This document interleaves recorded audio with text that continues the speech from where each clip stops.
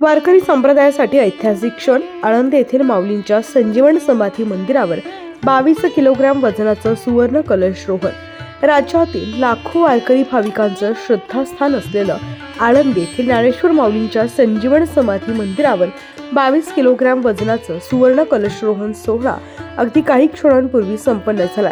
मुख्यमंत्री देवेंद्र फडणवीस व उपमुख्यमंत्री एकनाथ शिंदे आणि अजित पवार यांच्या प्रमुख उपस्थितीत हा स्वर्ण कलशरोहण सोहळा पार पडला.